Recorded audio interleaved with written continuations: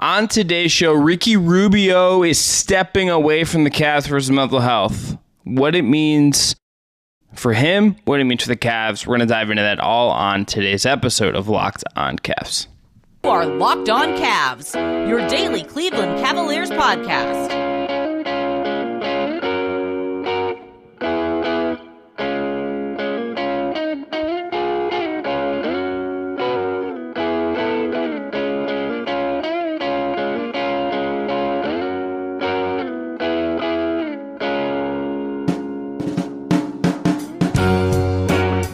Hello there, everyone. I am Chris Manning, one of the hosts here of the Locked On Cavs podcast. I'm going to be solo today, and for the rest of this week, going to squeeze in 3 episodes for you before and over the weekend. Thanks to Evan and Jake, our amazing producer, for holding it down while I was on a little bit of a vacation. But I'm back because Evan is a little bit away. Today's show is all going to be about Ricky Rubio. We're going to talk about him stepping away. We're going to talk about what that means for the team.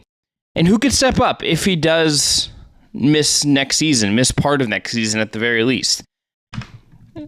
This is news that, at least to me, and I think to a lot of people, did come out of nowhere a little bit. Ricky Rubio, in a statement last weekend, has stepped away from the Cleveland Cavaliers and from other professional activities. This comes just before he said this had played for Spain in the FIBA World Cup. Here's the statement. I have decided to stop my professional activity to take care of my mental health. I want to thank all of the support I've received from the Spanish national team to understand my decision. Today, family makes more sense than ever. Thank you. I would ask that my privacy be respected so that I can face these moments and be able to give more information when the time is right. That ends the statement. With Kobe Altman's statement, we didn't get a lot of insight from the Cavs. We don't exactly know, again, what this is, what this means. I would say for someone that has followed Rubio's career, talked to him, heard him talk about this, him just stepping away from the Spanish national team means this is serious. And I think more than anything else, more than the cap implications, the on-court implications, any of that stuff, Ricky Rubio being mentally okay is more important than anything else. When this news came out, my brain immediately went to Kevin Love. And Kevin Love, obviously, it's at his own very public battles and struggles and advocacy for mental health care in this country and in society at large, and for professional athletes, I think particularly. Kevin has known Ricky for a long time. I wonder if those two connected. I wonder if those two discussed it. My brain just went there because this was just such an interesting part of it. Look, we do not know. It would be reckless to speculate. I think I haven't seen anything, but if you see things on social media claiming why, I wouldn't really care about that very much. Chris Fedor of Cleveland.com has reported that the Cavs are aware of the decision and are, quote, fully supportive. Of note, there is 2 seasons and $12.5 million left on a contract. Cavs were going to send at least one person to Spain. There's been some, an assistant coach was over there doing some camps, and I think linked up with Rubio at a certain point. You've seen posts supporting Rubio since this has happened, so there's that. When I think about what this means from a Cavs perspective, it's hard for me not to go to the human part of this first. Ricky Rubio is someone that has been a standout professional on the court and off the court for 12 years in the NBA now. This is a brilliant passer, a brilliant teammate.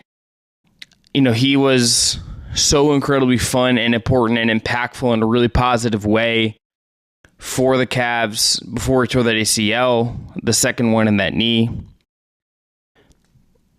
Last year was also really tough for him, and I wonder where that comes in if I'm being honest about it.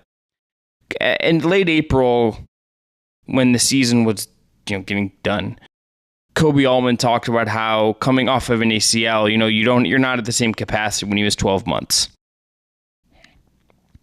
I think there was hope within the organization that Ricky Rubio coming back next year was going to be something better.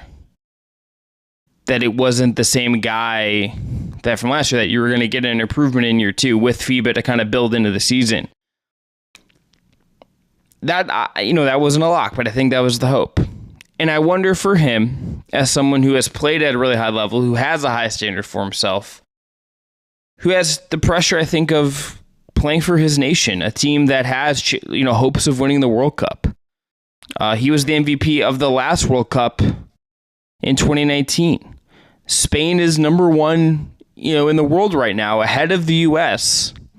after they won the European Championships last summer. I think Rubio probably felt some pressure to be the veteran leader. He has kind of succeeded in past that Marc Gasol role on the Spanish national team, at least from me, looking on the outside in.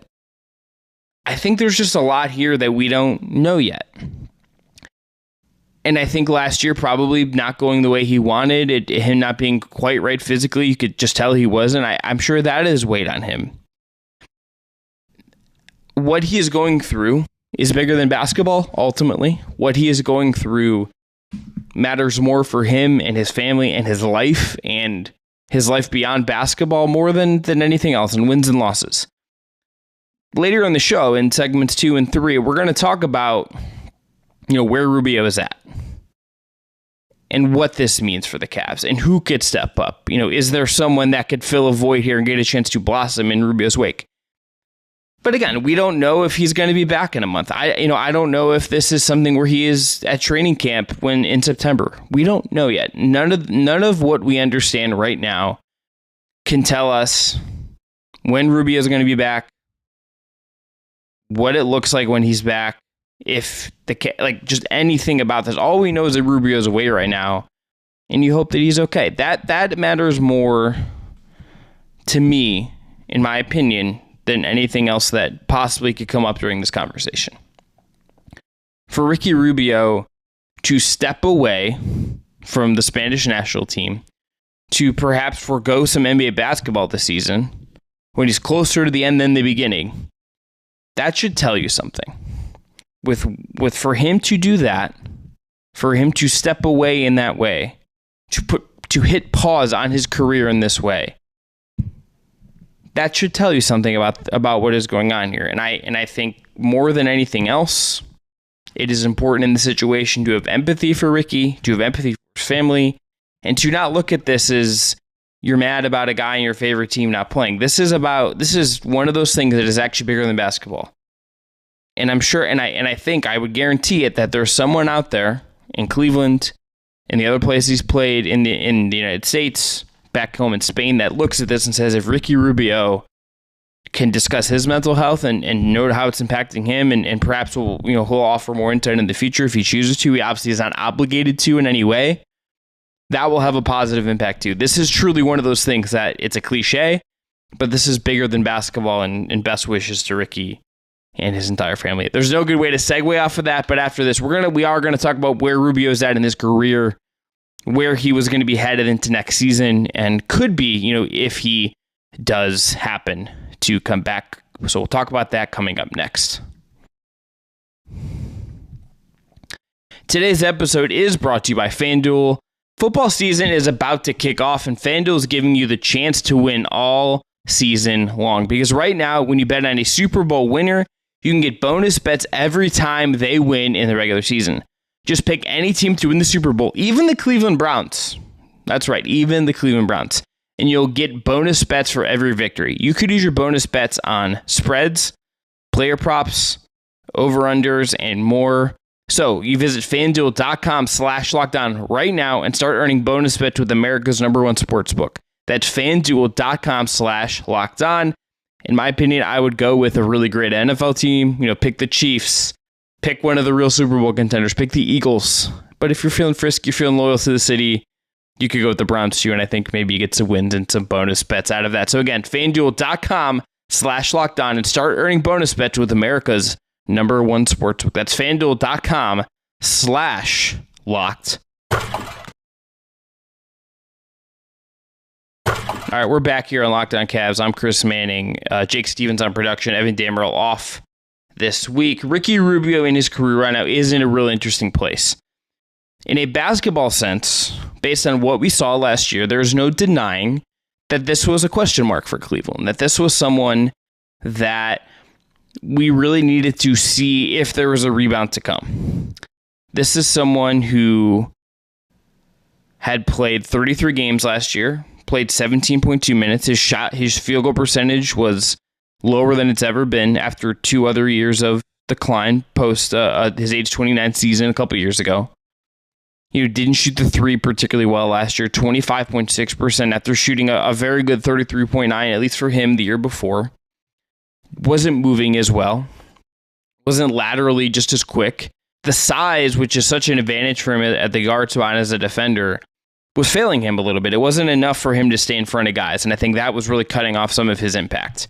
Statistically, or film-wise, you could look at Rubio and just say, that's not the same guy. There's a reason I don't think he was fully trusted in that Knicks series. I think he's a guy that when he's healthy, when he was right, at least at his best, that's someone you can look at and say, that guy, I believe there's two-way implications there. I believe there's a lot that he can provide us. That wasn't there last year. You could watch the games. You knew that to be true. Analytically, it's very much the same. Dunks and Three is one of the best sites you can go to for data and analytics in the league. He was at a flat 0.0 expected wins added last year. He was at 2.8 in just 34 games the year before. He's been as high as like an 11.8 expected wins guy in his career. That's a very good player, a very good effective point guard in this league. His expected plus minus per 100 possessions was negative 2.9. He's at plus 1.3 the year before. Was a negative 0.1 on defense, plus 2.3 the year before. And on offense last year, a negative 2.8 per 100 possessions. It was a minus 1 the year before. It is very possible and unfortunate that it's very possible that Ricky Rubio is just at a different stage in his career. This is just possible that this is where this was headed. This was possible to project, I would say. If you go back to when the Cavs brought him back, to me, this is possible that this was just going to happen with Rubio in some way. Now, did the ACL make it a sharper downfall? Absolutely. I think that's very possible. I think that maybe accelerated this. 2 ACLs in the same knee is nothing to sneeze at. We are in this era where it feels like players are coming back from injuries in a different way. You have Breanna Stewart and Kevin Durant and Kelsey Plum and others coming back from Achilles of all things. ACLs don't feel necessarily like the career-ending injury that they used to maybe even 10 years ago. To me, an ACL is still bad, but it doesn't feel like it has the same doom and gloom around it in the same way. It's just changed. But a second one in the same knee, that's really concerning for a guard. That just is. Rubio's also about to be 33. He'll be 33 on October 21st. That's about when the season starts. This is a guard in his mid-30s, basically, at this point. It is natural for him to be slowing down. And again, I would look back at the summer that they brought him back.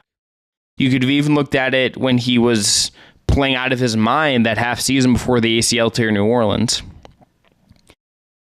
And you could have seen that this kind of reality for Ricky Rubio was possible. That's not a fun part of any of this to me. It's not like the funnest thing in the world to look at these athletes we've watched for a decade. I mean, Ricky Rubio came into the league in 2012. That was my senior year of high school. He was drafted. I was going into, it would have been June of 2012. He's drafted in 2010. He spends 2 years overseas. He comes over to the NBA in 2012.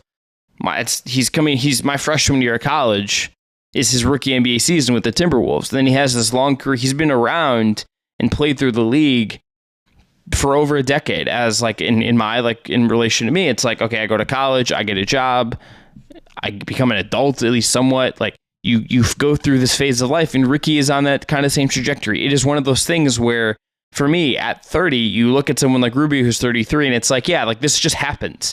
Like it becomes more normal for me as you get to this age to look at someone and it's like, yeah, they're going to slow down. That's what happens.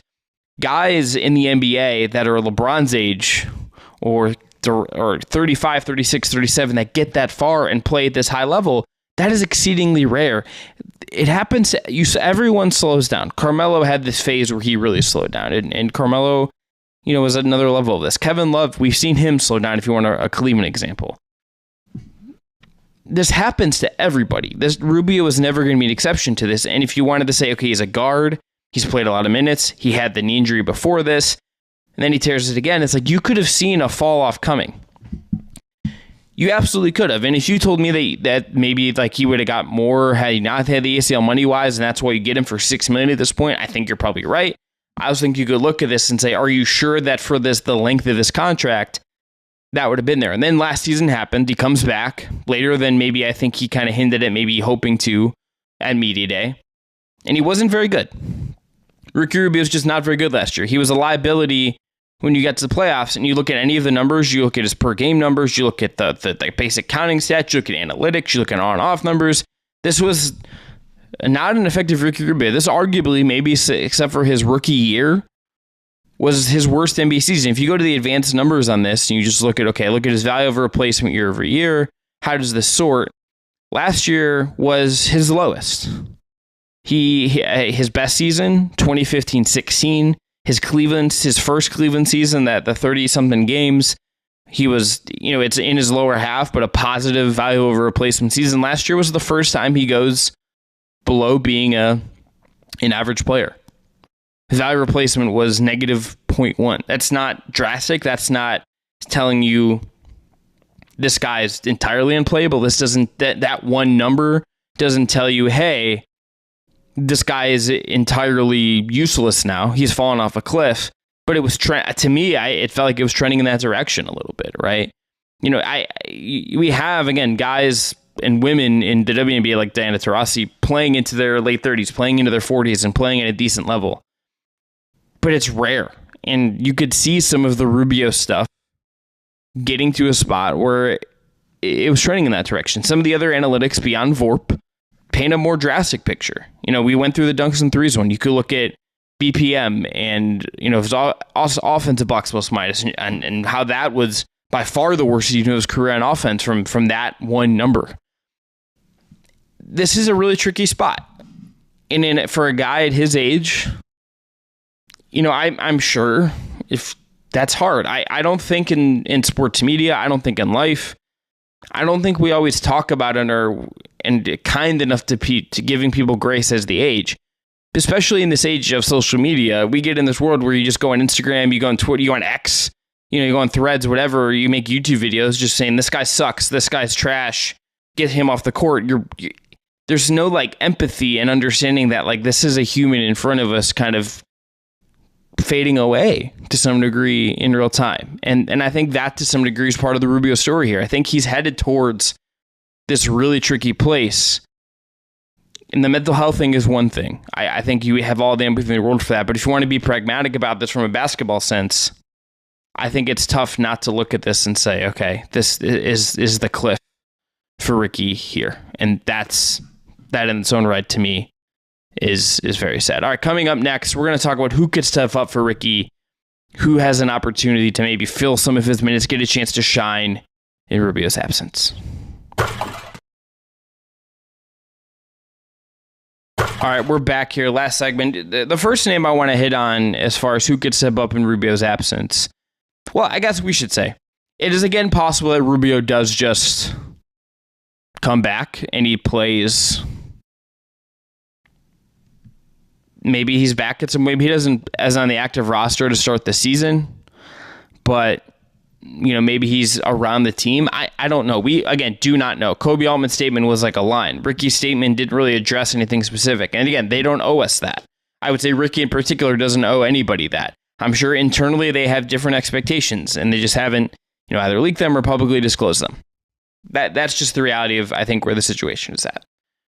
The first name that comes to mind of who could step up and who could have a chance to have a bigger role without Ricky Rubio, I go to Karis LeVert. Karis LeVert, I think, will be coming off the bench next season. I think last year, to his credit, and Evan and I have talked about this a lot, this is someone who has really pushed himself to play a little outside of his natural comfort zone. He is someone that I think wants to score first, that wants to hit pull-ups, that wants to look to get buckets more than he wants to distribute and maybe be a quasi-backup combo guard, or if he's not a pure backup point guard. This is now a situation where I think they're going to need someone to distribute. I think they're going to need someone to move the ball. I think they're going to need someone to do some of the work Rubio ideally might have done or had a chance to do if he was physically correct. LeVert, to me, might have to play some of that role a little bit. And what that looks like for him will be interesting. I could have seen him kind of morphing back in a different direction this year. But if Rubio's not going to be there and they don't want to add someone else to the rotation, they want to keep kind of the guys they have, LeVert would be an obvious guy to see him kind of play in that role from last year, to distribute, to run pick and roll, to be the one spraying out the shooters, to maybe at times defend the point of attack, to defend a wing scorer. Do some of the things Rubio might have defended up on a good two guard. If you're playing Phoenix randomly, does he defend Devin Booker? I think you're going to see LeVert would have had to do that anyway, but I think the importance of him doing that now has gone up a little bit if Rubio's not going to be around. He in some ways is kind of the most proven Rubio insurance with where this roster is at right now, which is, let's call it interesting. I'm trying to, we'll dive into that more when the season gets closer, but it is certainly a little bit of an interesting roster choice in my mind. The next name I would say here, I would go to two-way signee Craig Porter Jr. Right now he is kind of the backup point guard on the roster a little bit. So does he get a chance to play at the NBA level? We'll see how he looks in preseason. Had some good moments in summer league, obviously, but does he look good? And then you have Ty Jerome as well. I think the thing with Jerome is that I don't think he's like a one-to-one skill set replacement for Rubio. He's definitely a better shooter. He's bigger. This is a 6'5" guard. He's not as strong as Rubio, I think, which makes the defensive kind of thing not quite the same. But do you say, hey, we have Darius and Donovan, we have Karras. Two of those guys are probably going to be on the floor most of the time. Can Jerome kind of be supplemental creation in our system? Can he be someone that can just spray and shoot and do some movement and stuff for us and kind of just give us a different energy and we fill the minutes in a different way? I think that is cool. This is a guy Kobe Alm really likes. This is someone that did play a bunch of minutes for the Warriors last year. I don't think he's a one-to-one Rubio replacement. I think framing him in that way is not accurate. I think what he is maybe going to fill some of those minutes just based on size, but it's going to look different. And I also think what it looks like for him outside of Golden State, which is a very different offensive system. They move. They are kinetic. They are free-flowing and built around Curry. The Cavs don't play that way. What does Jerome look like in a very different situation? In a very different situation than what he had in college when he played for Tony Bennett at UVA. This is just a different kind of offense than he's played in. So I think there's probably some thinking, to me, in my mind at least, that there's an adjustment there. And it's hard to project one-to-one what he did in Golden State and say, hey, let's translate this back here. Let's translate this to Cleveland, where Donovan and Darius are going to run a ton of pick and roll. We play two bigs, and the ball movement and the pace is dialed a little bit down compared to a team like Golden State. The other thing I would note is that maybe they do go out and, maybe Sam Merrill, I guess, could get a shot here. It would be maybe unfair not to mention him, but I'm a little lower there. But do they go out and sign another point guard? That's probably the other thing to consider here. Do they go get a current, do they go get a NBA caliber point guard who's unsigned, who hasn't gone and got a deal somewhere, and use them to fill minutes, right? Do they just go and try to get someone just to say, hey, we can get someone on a minimum, it'll be really cheap, and we can figure that out? Howell Neto is, I believe, still available. Do you just bring him back, right? Is there another young player who's a little more proven, right, than a Craig Porter Jr., right? Do you get someone like that who just kind of does things in that way? Michael Carter Williams is out there. Goran Dragic is technically out there. George Hill is out there, but he's kind of washed, and I don't think he'd really come here. You have names in theory you could go out and get, but are they really moving the needle? Are you sure you shouldn't just maybe play the young guy? I think that's an interesting question to consider if you're Cleveland. But that'll be it. This is our Ricky Rubio episode. Again, best wishes to Ricky. Hope he's okay. And if you are in your own life dealing with mental health, please talk to someone. Talk to a doctor, see a therapist. Don't hold it in. It's okay to not be okay. I'm sure I'm not going to be as impactful as a Kevin Love or Ricky Rubio, but I think mental health is something we should discuss out in the open. I give Ricky a lot of credit for even acknowledging it. I hope he's okay. Best wish him and his family. And this is, again, much bigger than basketball. We'll be back on Locked On Cavs tomorrow. I'll be back talking about the weaknesses the Cavs still have. I think there's two big ones we'll dive into. And we'll talk about Danny Green. Danny Green had some comments that kind of made my eyebrows raise a little bit. So we'll talk about those on Locked On Cavs tomorrow. Thanks again to Jake Stevens for his work on production. Have a great day, everyone. We'll talk to you tomorrow.